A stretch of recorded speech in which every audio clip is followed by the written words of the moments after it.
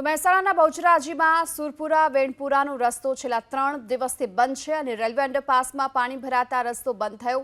મુખ્ય રોડ બંધ થવાને કારણે સુરપુરા વેણપુરા સુરત ચંદ્રોડા સાપાવાડા સહિત 10 ગામોના વાહન વ્યવહારને અસર પહોંચી છે।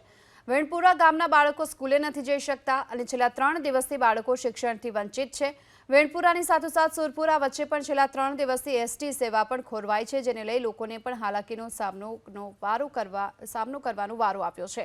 તો બહુચરાજીમાં 3 દિવસ પહેલા ખાબકેલા વરસાદના કારણે હજુ પણ આ અંડરપાસમાં પાણી ભરાયેલા છે અને તેના કારણે 10 જેટલા ગામોને અસર પહોંચી છે। સુરપુરા વેણપુરાનો આ રસ્તો છેલ્લા 3 દિવસથી બંધ છે। વધુ વિગતો મેળવીએ સંવાદદાતા હારૂન નાગોરી આપણી સાથે જોડાઈ ચૂક્યા છે। હારૂન, જે અંડરપાસમાં સતત 3 દિવસથી પાણી ભરાયેલા છે, પ્રશાસન તરફથી શું આ પાણી નિકાલની કોઈ વ્યવસ્થા? બોટાદ તાલુકામાં જ્યારથી વરસાદ પડ્યો ત્યારથી રેલવે વિભાગના પાપે ગામડાના લોકો પરેશાન છે।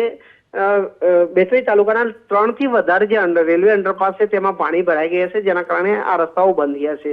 વેણપુરાના સુરપુરાને જોડતો આ રોડ ઉપર રેલવે અંડરપાસ બનાવવામાં આવ્યો છે, પરંતુ છેલ્લા 3 વર્ષથી આ રેલવે અંડરપાસનું કામ ચાલે છે તે પૂર્ણ કરવામાં આવ્યું નથી, જેના કારણે તેની અંદર લગભગ 3 થી 4 ફૂટ પાણી ભરાઈ ગયું છે અને પાણી ભરાતા કીચડ સાથે પાણી ભરાતા ત્યાં વાહનો નીકળી શકતા નથી।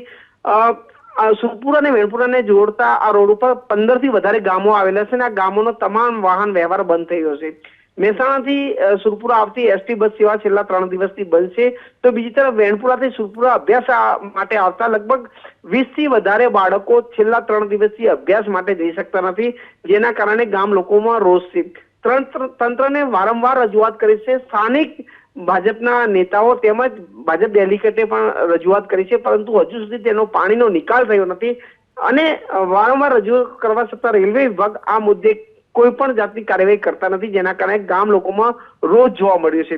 બોટાદ તાલુકાને અલગ અલગ ગામોમાં જે પણ રેલવે અંડરપાસ બનાવ્યા છે તે તમામની અંદર ક્યાંક ને ક્યાંક પાણી છે। છેલ્લા 3 દિવસથી આ તમામ રેલવે અંડરપાસની અંદર પાણી હોવાના કારણે લોકો પરેશાન થઈ ગયા છે। જી આભાર આપનો આ સમગ્ર માહિતી બદલ। તો 3 દિવસથી અંડરપાસમાં પાણી ભરાતા લોકો પરેશાન જોવા મળી રહ્યા છે।